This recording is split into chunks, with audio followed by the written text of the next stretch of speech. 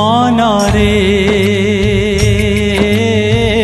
Bell नाही आउ जीव थाउ थाउ बेल नाही आउ जीव थाउ थाउ प्रभुंक प्रेमरे रस गाओ तांको नाम जस प्रभुंक प्रेमरे रस गाओ तांको नाम जस प्रभु प्रेम बिना सबु किछि भंगा जीवनटा एठी कागजर डंगा आजी मले काली हेब तो परे आजी मले काली हेब तो परे आंटीए बहल घास जुई रे तो यात्रा शेष आंटीए बहल घास जुई रे तो यात्रा शेष मनरे बेल नाही आउ जीव थाउ थाउ बेल नाही आउ जीव थाउ थाउ प्रभुंक प्रेमरे रस गाओ तांको नाम जस प्रभुंक प्रेमरे रस गाओ तांको नाम जस। ओम शांति। राजयोगर प्रथम पाहाच आत्मा अनुभूति।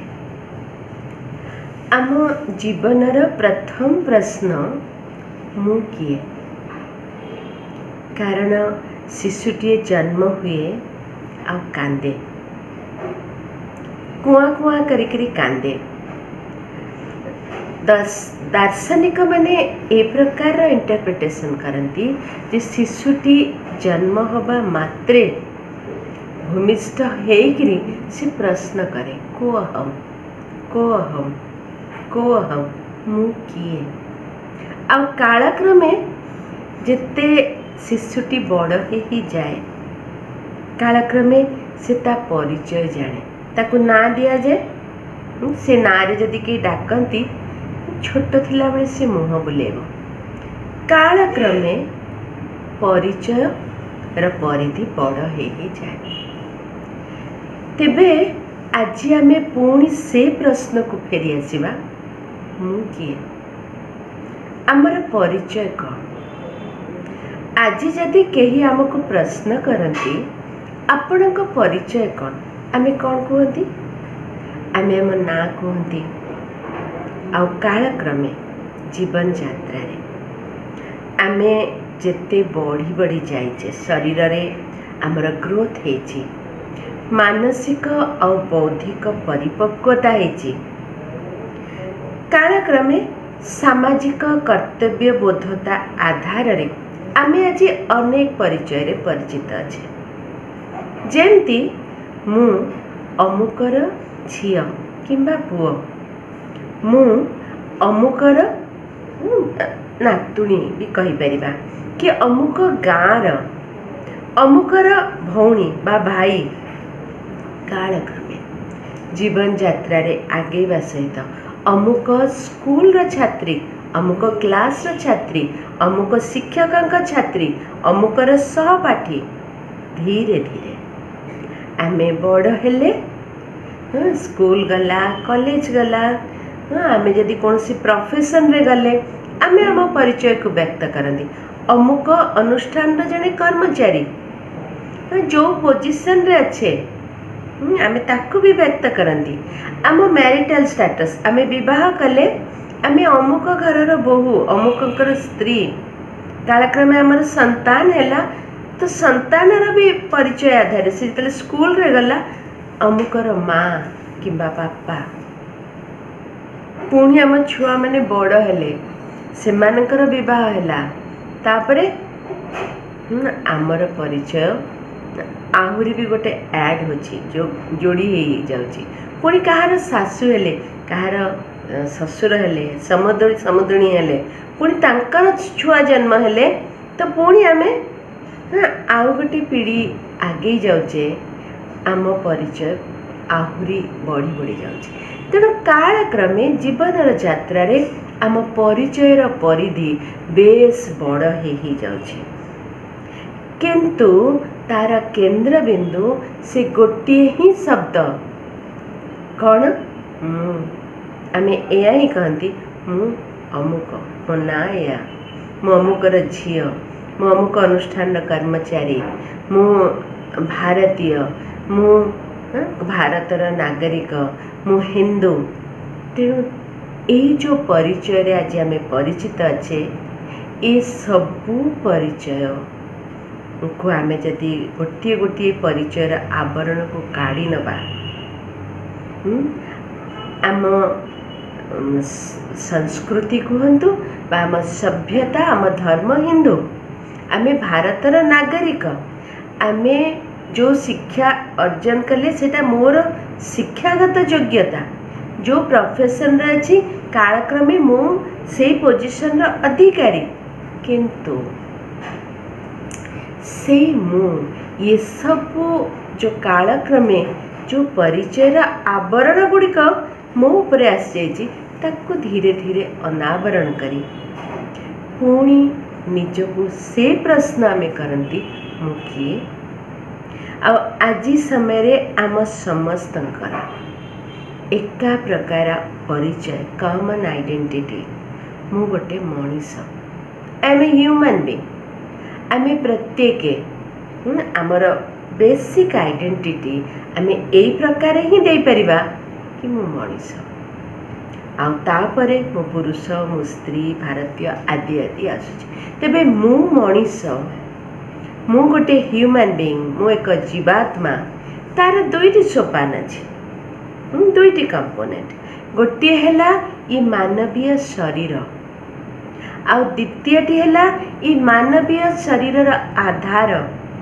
ଏ ଶରୀର ଭିତରେ ଯେଉଁ ଶକ୍ତି ରହିଛି ତାକୁ ଆମେ ସ୍ୱାଭାବିକ କହନ୍ତି ଆତ୍ମା। ଆମେ ସମସ୍ତେ ଜାଣିଛେ ଏ ଶରୀରର ମହତ୍ଵ ସେ ପର୍ଯ୍ୟନ୍ତ ଅଛି ଯେ ପର୍ଯ୍ୟନ୍ତ ଏ ଶରୀର ଭିତରେ ଆତ୍ମା ଅଛି। ତେଣୁ ମୁଁ କିଏ? ଶରୀରଟା ତ ମୋର, ମୁଁ କିଏ? ମୁଁ ଆତ୍ମା। ଯେତେବେଳେ ମୁଁ ଆତ୍ମା ଏ ଦେହକୁ ତ୍ୟାଗ କରେ, ସେତେବେଳେ ଏ ଦେହ, ଏ ପଞ୍ଚତତ୍ଵର ଦେହ ନିର୍ଜୀବ ହୋଇଯାଏ। ତେଣୁ ଏ ପଞ୍ଚତତ୍ଵର ଦେହରେ ଜୀବନ ଦେଲା ବାଲା, ଏ ଶରୀରକୁ ଚଳକ୍ଷମ କଲା ବାଲା କିଏ? ଆତ୍ମା। ଏବେ ପ୍ରଶ୍ନ ଉଠେ, ଆତ୍ମା କ'ଣ? କାରଣ ଆଜି ସମସ୍ତେ ଅଳ୍ପେ ବହୁତେ ଜାଣନ୍ତି କି ଏ ଦେହ ଭିତରେ ଆମେ ଆତ୍ମା ଅଛି। ଆଉ ଯେତେବେଳେ ଦେହରୁ ସେ ପ୍ରାଣଟି, ସେ ଜୀବନଟି ବାହାରିଯାଏ, ତାପରେ ଆଜି ସମସ୍ତେ ଏଇଆ କହନ୍ତି ନା, ବା ତା ପରବର୍ତ୍ତୀ ସମୟରେ ସମସ୍ତେ ଏ ପ୍ରକାରରେ ନୀରବ ପ୍ରାର୍ଥନା କରନ୍ତି, ସେ ଆତ୍ମାର ସଦ୍ଗତି ପାଇଁ ଆମେ 2 ମିନିଟ୍ ନୀରବ ପ୍ରାର୍ଥନା କରିବା। କହିବା ଉଦ୍ଦେଶ୍ୟ, ସମସ୍ତେ ବୁଝନ୍ତି, ଜାଣିଛନ୍ତି କି ଏ ଦେହରେ ଉପସ୍ଥିତ ଥିବା ଶକ୍ତି ହେଲା ଆତ୍ମା, କିନ୍ତୁ ଆମେ ତାକୁ ଆମ ଜୀବନର ଅନୁଭବରେ ସେ ଜ୍ଞାନଟିକୁ ତାକୁ ପ୍ରୟୋଗରେ ଆଣୁନାହାନ୍ତି। ତେଣୁ ମୁଁ ଆତ୍ମା। ଆତ୍ମା କ'ଣ? ଆଜି ପର୍ଯ୍ୟନ୍ତ ଏ ସିଦ୍ଧାନ୍ତ ସହିତ ଆମେ ପରିଚିତ କି ଆତ୍ମା ଏକ ଶକ୍ତି, ଆତ୍ମା ଏକ ଚେତନା ଶକ୍ତି। କି ପ୍ରକାର ଶକ୍ତି? ଚେତନା ଶକ୍ତି। ଯେଉଁ ସମୟରେ এই ଚେତନା ଶକ୍ତିଟି ଏ ପଞ୍ଚତତ୍ଵର ଦେହ ଭିତରେ ଅଛି, ଦେହରେ ଚେତନା ଅଛି। ଯେଉଁ ସମୟରେ এই ଚେତନା ଶକ୍ତି ଦେହରୁ ବାହାରି ଯାଉଛି, ଇଏ ପଞ୍ଚତତ୍ଵର ଦେହ ଜଡ଼ ହେଇଯାଉଛି। ଆକୁ କୌଣସି ଆଘାତ ହେଲେ କଷ୍ଟ ହେଉନି। କିଏ କି ପ୍ରକାର ଶବ୍ଦ ବା ମନ୍ତବ୍ୟ କହିଲେ ଆଉ ମୁଁ रियाक्ट करूनी। तेणु ए दुईटी सत्ता बा दुईटी जो अस्तित्व भिन्न, गोटे है पंचतत्वर देह एवं द्वितीयटी है चेतना शक्ति आत्मा। तेबे एई जो देह हाड़ मांस रक्तर देह आमे एया ही कहती कि पंचतत्वर देह। माटी जल अग्नि वायु आकाश रे गढ़ा ये शरीर आमको बंचिबा पई पानी दरकार, कारण आम देहर 75 भाग प्राय पानी ही अच्छी। जदि पानीर परिमाण कम हो गला आमको शोष लगुच, आहरी कम हो गला डिहाइड्रेटेड हो जाउचे, पानीर अभाव हो गला आहरी कम हो गला आत्मा देह त्याग कर। बंचिबा पई हमको पवन दरकार, ऑक्सीजन दरकार। आमको बंचिबा पई माटी जे हमको धारण करची, जे हमको पोषण करची, हमको खाद्य दोची, हमको पालना दोची, तार अभाव रे भी आमे बंची पारिबानी। सी हम शरीर निर्माण करिबारे सहयोग करची। अग्नि जहार उपस्थिति रे आम खाद्यर पाचन होची, आम रक्तर संचालन होची, आम देह रे गोटे उत्ताप रही। आकाश से शून्यता जहार उपस्थिति रे ये देह भितर एते महत्वपूर्ण अति जटिल सफिस्टिकेटेड जंत्रपाति रही, किंतु से सबुर स्वतंत्रता कायम रही पारछि। तेणु आमको बंचिबा पई पंचतत्वर आवश्यकता अछि। गोटे भी तत्वर अभाव रे आमे बंची परिबानी। ये रहिला देहर कथा, किंतु देह को चलेला वाला जहार उपस्थिति रे देह चलतक्षम अछि से हला आत्मा। कौन आत्मा जो चेतना शक्ति, से शक्ति मध्य 7टी मौलिक गुणर समूह। आजी आमे जीवन रे कौन चाहती, आम समस्ते कहती आम समस्तंकर मौलिक आवश्यकता बेसिक नीड्स जहाँ खाद्य वस्त्र एवं गृह ता आम समस्त को अवश्य मिली। ता सत्वे आज जीवन रे कौन अभाव अच्छी, आज मनुष्य मैंने आम कौन चाहूचे जीवन रे कौन कहवा स्वाभाविक आमे कहती आमे शांति चाहूचे, आमे जीवन रे सुख चाहूचे। खाली सेतिकी नो आउरी भी किछि चाहूचे। कौन चाहूचे? आमको बहुत किछि जानिबार जिज्ञासा अछि, आम भितर ज्ञानर पिपासा अछि। आमे ज्ञान आउरी बेसी किछि जानिबा को चाहूचे। आमको ए समाज रे स्नेहर आवश्यकता अछि। स्नेहर अभाव रे जीवनटी निरर्थक माने होछि। आमे आज भगवान का ठारू शक्तिर भी कामना करछे। तेणु जहाँ आज आमे चाहूचे, कोठी चाहूचे, कहा ठारू चाहूचे, कोठू आशा करछे, आमे आउ कहाठू आम बाहर कोठू काहीकि आशा करछे? जदि आमे केबे तार स्वाद चाखी न थांते तेबे ताकू केबे आशा करते, ताकू कौन केबे खोजते? आमे ए समस्त गुण जहाँ आज आमे चाहूचे खोजुचे आ खोजी खोजी आज मनीष केते दूर को पड़े जाइची आ विशेष कर निजठू दूरे जाइची।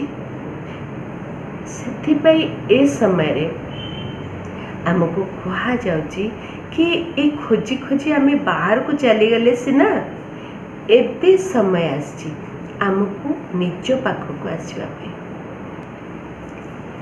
निज पाखक फेरी जिबा, निज को चिन्हिबा सहित आम भितरे ए समस्त संपत्ति जहार आज अभिलाषा अच्छी, जहाँ को आज आम खोजुचे तार गंता घर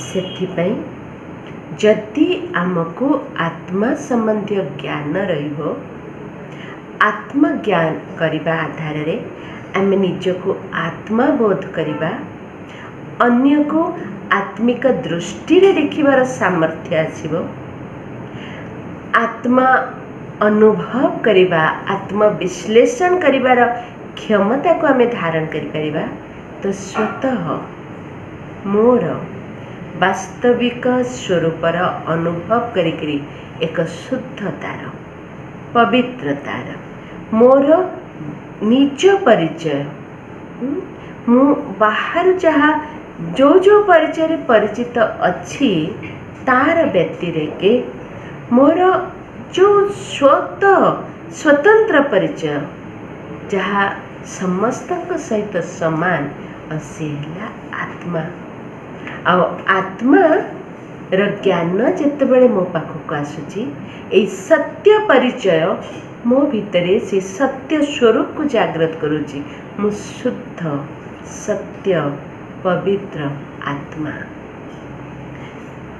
ତେଣୁ ଜ୍ଞାନ ଆଉ ପବିତ୍ରତାର ଅନୁଭୂତି ଜ୍ଞାନ ରୂପୀ ଧନକୁ ଧାରଣ କରିବା ସହ ଯେତେବେଳେ ସ୍ୱତଃ ଏକ ସ୍ୱଚ୍ଛତା, ନିର୍ମଳତା, ଟ୍ରାନ୍ସପାରେନ୍ସିର ଅନୁଭୂତିକୁ ନେଇ ମୁଁ ଆଗେଇ ଯାଉଛି, ଗହନ ଶାନ୍ତିର ଅନୁଭବ କରୁଛି। ପବିତ୍ରତା ଓ ଶାନ୍ତିର ଅନୁଭୂତି ମୋ ଜୀବନର ସ୍ୱାଭିମାନକୁ ଜାଗ୍ରତ କରାଉଛି, ଯାହା ଆଧାରରେ ଆଜି ଯାଇ ଆମେ ସ୍ନେହର କାମନା, ଭଲ ପାଇବାର ଆଶା ଅନ୍ୟଠାରୁ କରିଥାନ୍ତି, କିନ୍ତୁ ଆମେ ନିଜକୁ ଭଲ ପାଇ ଶିଖିଛେ କି? ଯେତେବେଳେ ମୋର ସମ୍ପତ୍ତି, ମୋର ବାସ୍ତବ ପରିଚୟର ଅନୁଭବ ଆମେ କରନ୍ତି, ଆତ୍ମଜ୍ଞାନର ସମ୍ପତ୍ତି ଆମକୁ ପ୍ରାପ୍ତି ହୁଏ, ପବିତ୍ରତା ଏବଂ ଶାନ୍ତି ରୂପୀ ଧନର ଅଧିକାରୀ ଆମେ ହୁଅନ୍ତି, ତ ସେ ସ୍ୱାଭିମାନ ଆଧାରରେ ମୁଁ ପ୍ରେମ ସ୍ୱରୂପ, ମୋ ପ୍ରେମର, ସ୍ନେହର ଅଧିକାରୀ ନିଜକୁ ଅନୁଭବ କରେ।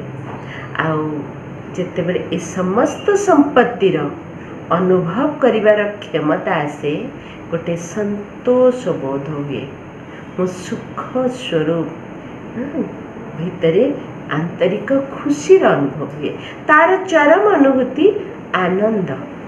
ଯେତେବେଳେ ମୋତେ ଏ ସବୁ ପ୍ରକାର ସମ୍ପତ୍ତି ଅଛି, ଏ ସମସ୍ତ ସମ୍ପତ୍ତିର ମୁଁ ଅଧିକାରୀ ବୋଲି ନିଜକୁ ବୋଧ କରୁଛି, ସେତେବେଳେ ଏକ ଆନନ୍ଦ, ଅର୍ଥାତ୍ କୌଣସି ବି ପ୍ରତିକୂଳ ପରିସ୍ଥିତିରେ ମୋ ମାନସିକ ସ୍ଥିତି ବିଲକୁଲ ହଲଚଲ ହେବନି। ତେଣୁ ସୁଖର ଚରମ ଅନୁଭୂତି ମୋ ଆନନ୍ଦ ସ୍ୱରୂପ ଆତ୍ମା। ଆଉ ଯେତେବେଳେ ଏ ସମସ୍ତ ଗୁଣ, ଏ ଆତ୍ମାର ମୌଳିକ ଗୁଣ ଆମେ ବୋଧ କରନ୍ତି, ଅନୁଭବ କରନ୍ତି, ସେତେବେଳେ ମନୋବଳ ଜାଗ୍ରତ ହେଇଯାଏ। ତେଣୁ ମୁଁ ଆତ୍ମା ଶକ୍ତି ସ୍ୱରୂପ। ତେବେ ଆତ୍ମାର ଏ 7ଟି ହେଲା ମୌଳିକ ଗୁଣ। ଦେହର ପଞ୍ଚତତ୍ୱକୁ ବ୍ୟବହାର କରିବା ପାଇଁ 5ଟି ଇନ୍ଦ୍ରିୟ ଅଛି, ସେମିତି ଆତ୍ମାର ଏ 7ଟି ମୌଳିକ ଗୁଣକୁ ବ୍ୟବହାର କରିବା ପାଇଁ ଆତ୍ମାରେ 3ଟି ଶକ୍ତି ଅଛି। କ'ଣ? ଆତ୍ମା ଯାହା ଦ୍ୱାରା ଚିନ୍ତା କରେ, ସଂକଳ୍ପ ରଚନା କରେ, ଇଚ୍ଛା କରେ, ସେ ହେଲା ମନ, ଯାହା ସହିତ ଆମେ ସମସ୍ତେ ପରିଚିତ। ଦ୍ୱିତୀୟଟି ହେଲା ବୁଦ୍ଧି। ବୁଦ୍ଧିର କାମ ହେଲା ବିଚାର କରେ। ମନ ଯେଉଁ ପ୍ରକାରର ସଂକଳ୍ପ ରଚନା କରେ, ଥଟ୍ସ ଜେନେରେଟ୍ କରେ, ମନକୁ ସେଥିପାଇଁ କୁହାଯାଏ କି ଇଏ ଗୋଟେ ଚିନ୍ତନ ସୃଷ୍ଟି କରୁଥିବା ଏକ କାରଖାନା ସଦୃଶ। ଅନବରତ ମନରୁ ଚିନ୍ତନ ସୃଷ୍ଟି ହେଉଥାଏ, କିନ୍ତୁ ଅନେକ ପ୍ରକାରର ଚିନ୍ତନ ସୃଷ୍ଟି ହୁଏ। ତାକୁ ମୋଟାମୋଟି ଭାବରେ ଆମେ 4 ଭାଗରେ ବିଭକ୍ତ କରିପାରନ୍ତି। ଗୋଟିଏ ହେଲା ଶୁଭ ଚିନ୍ତନ ବା ପଜିଟିଭ୍ ଥଟ୍ସ, ଦ୍ୱିତୀୟଟି ହେଲା ଅଶୁଭ ଚିନ୍ତନ ବା ଅଶୁଦ୍ଧ ଚିନ୍ତନ, ନେଗେଟିଭ୍ ଥଟ୍ସ, ତୃତୀୟଟି ହେଲା नेसेसरी थॉट्स बा आवश्यक चिंतन। चतुर्थ है व्यर्थ चिंतन बा वेस्ट थॉट्स।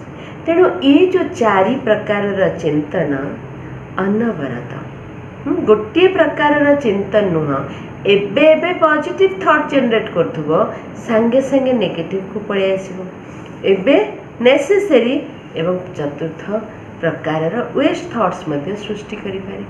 शुद्ध चिंतन बा पॉजिटिव थॉट है जो थिरे आमर समस्तंक पई निज पई मध्य कल्याणर भावना थाए।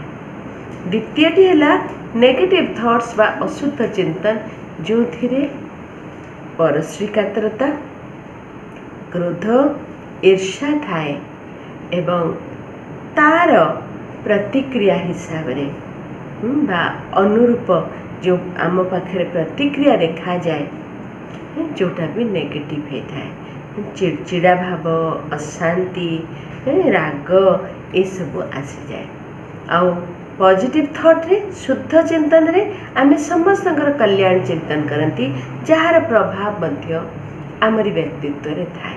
तृतीयटी है जहाँ कि वर्तमान परिवेश रे वर्तमान रा जीवन को लेकरी आमे कौन सी कार्यक्रम पे जदि चिंता करती से है आवश्यक चिंतन बा नेसेसरी थॉट्स।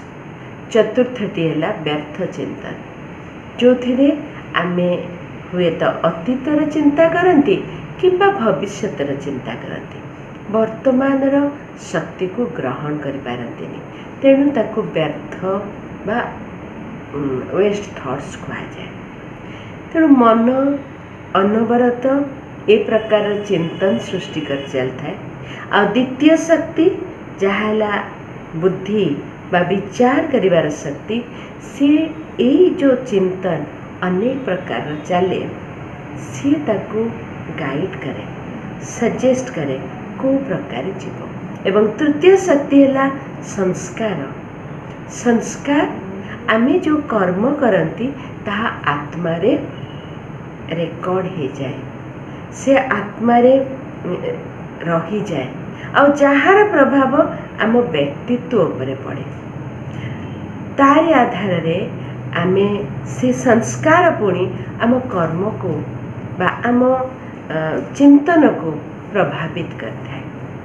तेणु आत्मार ए तीनोटी शक्ति आज आमको जानवा अच्छी मोर यथार्थ परिचय। तेणु आमे जानले मु किए मु हेली आत्मा। आत्मा कौन चेतना शक्ति। जदि आमे आम बायोडाटा लिखती तार फोटो नहीं पारिबा कि आत्मार कारण एक सूक्ष्म शक्ति तेणुकरी ए शक्ति को आमे तार स्वरूप भाव में वर्णना करती बहुत सूक्ष्माति सूक्ष्म चैतन्य शक्ति बा ज्योति बिंदु तार क्वालिफिकेशन बा गुण कौन जहाँ में आत्मार मौलिक गुण वर्णना कले ज्ञान पवित्रता शांति प्रेम बा स्नेह सुख आनंद एवं शक्ति। एबे प्रश्न उठे टेम्पररी एड्रेस आत्मा रहे कोठे ए देहरे आत्मा रहीकरी तो कर्म करे किंतु तार रहिबा स्थान कोठे ए शरीर जो मुख्य कर्म इंद्रिय अच्छी तारी समाहार से कर्म इंद्रिय माने जोठी रही तारी पाखापाखि जेमिति शरीर को गोटे मोटर गाड़ी सहित तुलना करा जाए। जीवन यात्रा रे ए देहरूपी गाड़ी को आमे जिते बड़े धारण करी आगे जाऊे तबे ड्राइवर किए ड्राइवर हेली मो आत्मा। ड्राइवर रे बसिबा पई गोटे निर्दिष्ट स्थान अछि आ से स्थानटी ए देहर हैला कर्म इंद्रियर समाहार बा ए समस्त को ऑर्गेनाइज कला वाला आंको चलेला वाला मस्तिष्क आमर मुंडरे अच्छी। तेणु आम मुहर उपर भाग कपालर मझिरे बा जहाँ को कहती भ्रुकुटी भ्रुकुटी रे बा त्रिकुटी रे आत्मार निवास स्थान वास्तव में आत्मा ए मस्तक भितर मस्तिष्क निवास करे, किंतु तार बाहर स्थिति को वर्णना करा जाए मो कपाल। कपालर महत्व को आमे जानीचे। आम कहती जहाँ मो कपाल अच्छी अर्थात मु ही कपाल अच्छी, तेणु मो टेम्परारी एड्रेस बा अस्थायी अस्तित्व कपाल। परमानेंट एड्रेस मोर घर, कारण आम तो कही आसचंती शुणी भी आम छोट बेलू केही रही नहीं रहिब नाईटी भव रंगभूमि तले सर्वे निज निज अभिनय सारी बाहुड़ीबा काल पड़े। कुआड़े जीवा आमको जानिबा दरकार, आमर यात्रा को आड़कू, आम घर कोठी, आम घर ए संसार बहुत दूर। तेणु आमे त्रिलोक संबंध तीन लोक संबंध परिचित होचे। आमे वर्तमान जोठी अच्छे ये हैला ए सृष्टिर रंगमंच, साकार मनीष लोक जेउठी आमे ए साकार बा ए पंचतत्वर शरीर को धारण करी अभिनय करछे। ता ऊपर जो दुनियाटी देखी दिया जाउची सेटा हैला सूक्ष्म लोक, जहाँ को जोठी आमे देवता मानक परिकल्पना करती गोटे सूक्ष्म। तेणु ए दुनिया ठू ऊपर भागरे से दुनिया रही जहाँ को सूक्ष्म लोक कहते, ताठू भी बहुत दूर रे जो लाल प्रकाशमय दुनियाटी आपण माने देखुचंती से दुनिया रे आमे निवास करती।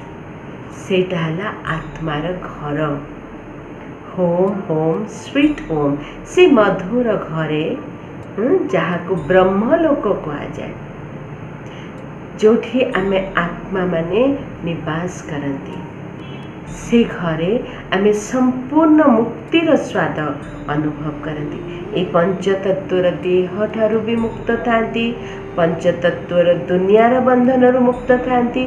तेणु से घर को मुक्ति धाम कहा जाए, से घर को शांति धाम कहा जाए, कारण आत्मार स्वधर्म शांति।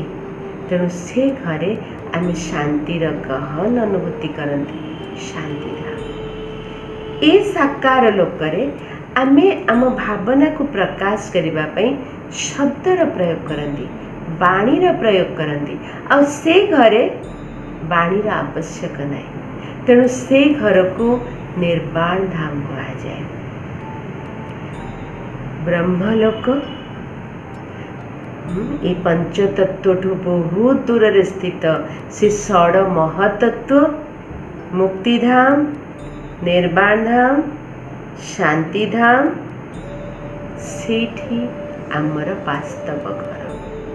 तेणु आमे से घर को जीवा केमती जीवा,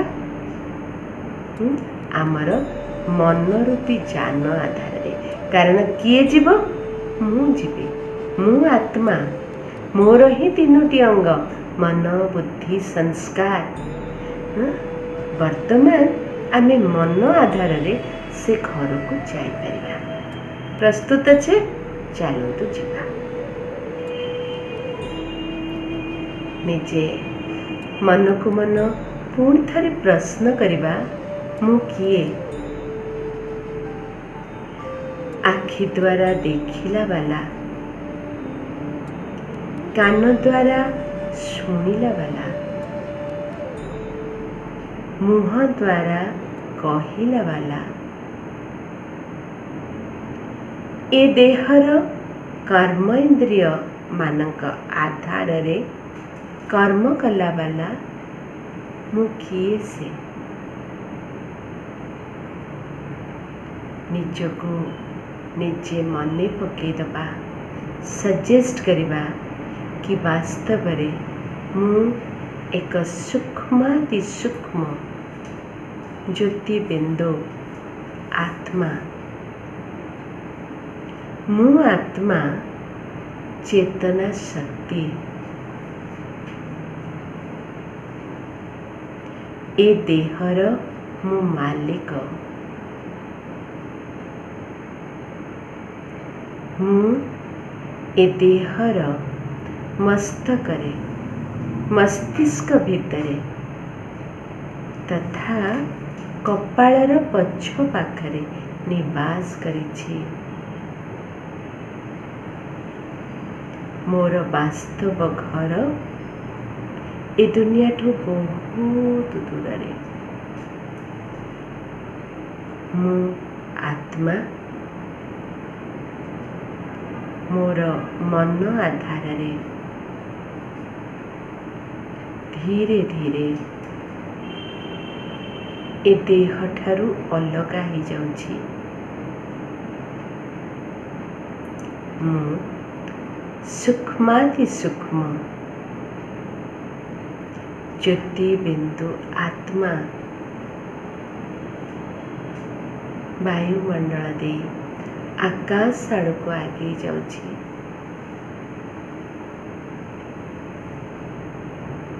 ମନରୂପୀ ଯାନ ଆଧାରରେ ମୁଁ ଆକାଶଠୁ ବି ଆହୁରି ଉପରକୁ ଯାଉଛି। ଆକାଶରେ ଅନେକ ତାରା ନକ୍ଷତ୍ରମାନଙ୍କୁ ପାର ହେଇ ମୁଁ ଆହୁରି ଉପରକୁ ଯାଉଛି। ମୁଁ ଅନୁଭବ କରୁଛି ସୂର୍ଯ୍ୟ, ଚନ୍ଦ୍ର, ତାରା, ଗ୍ରହ, ନକ୍ଷତ୍ରଠୁ ମୁଁ ବହୁତ ଉପରକୁ ଆସିଯାଇଛି। ମୁଁ ଆହୁରି ଉପରକୁ ଯାଉଛି, ଆହୁରି ଉପରକୁ ଯାଉଛି, ଆହୁରି ଉପରକୁ ଯାଉଛି।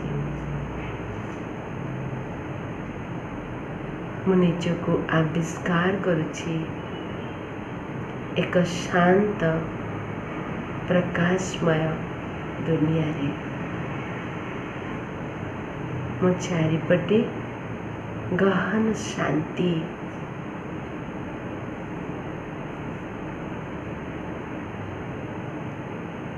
ମୁଁ ଅନୁଭବ କରୁଛି ମୁଁ ଶାନ୍ତିଧାମ ଘରେ ଗହନ ଶାନ୍ତିରେ ଭରପୁର ହେଇଯାଉଛି।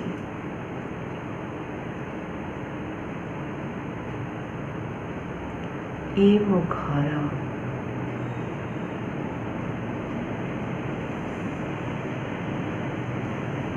ଶାନ୍ତିଧାମ, ମୁକ୍ତିଧାମ ଘରେ ମୁଁ ମୋର ସ୍ୱତନ୍ତ୍ରତାକୁ ଅନୁଭବ କରୁଛି।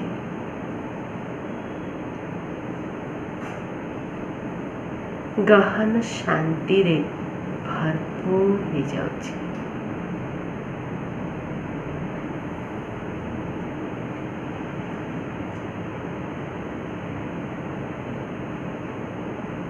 ମୋ ଘରେ ଏକ ଆନ୍ତରିକତାର ଅନୁଭବ କରୁଛି।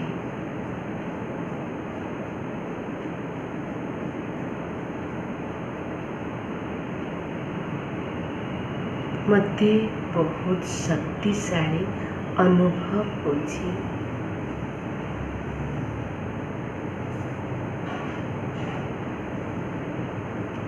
এই ଶକ୍ତିର ଗହନ ଶାନ୍ତିର ଅନୁଭବକୁ ନେଇ ମୋ ଘରୁ ମୁଁ ପୁଣି ଅବତରଣ କରୁଛି ମୋର କର୍ତ୍ତବ୍ୟ ଭୂମିକୁ। ଶାନ୍ତିଧାମ ଘରୁ ମୁଁ ଭରପୁର ଆତ୍ମା ଶାନ୍ତିର ଶକ୍ତିରେ ଭରପୁର ନିଜକୁ ବହୁତ ଶକ୍ତିଶାଳୀ ଅନୁଭବ କରି ଧୀରେ ଧୀରେ ଅବତରଣ କରୁଛି ପଞ୍ଚତତ୍ୱର ଦୁନିଆକୁ।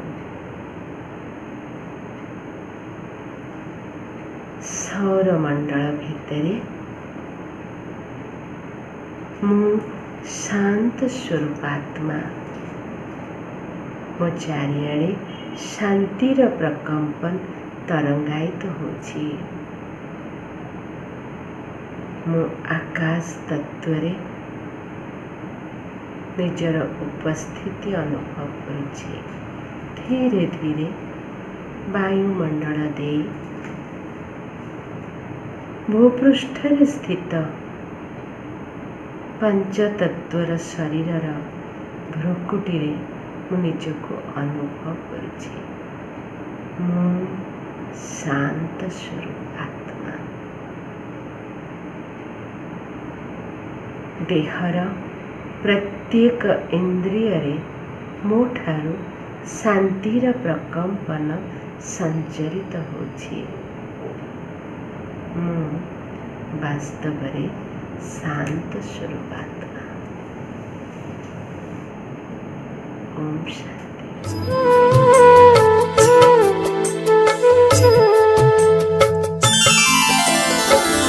मो आत्मा ज्योति बिंदु चम चम चमके हीरा रत्न परी। मो आत्मा ज्योति बिंदु चम चम चमके हीरा रत्न परी। भ्रुकुटी मो स्थान मो शिव संतान। भ्रुकुटी मो स्थान मो शिव संतान। आकाश रे तारा परी मो आत्मा ज्योति बिंदु चम चम चमके हीरा रत्न परी।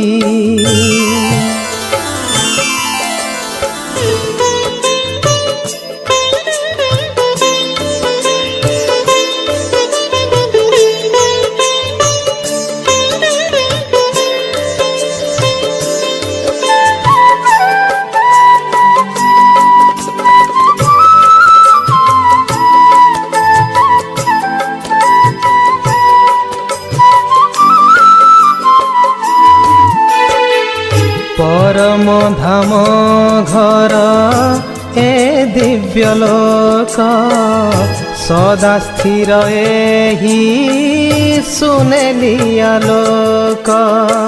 झर झर झरे शक्तिर किरण धन्य होई गली होई समर्पण। विश्राम करे मु एही प्रिय धामे मने शांति भरी।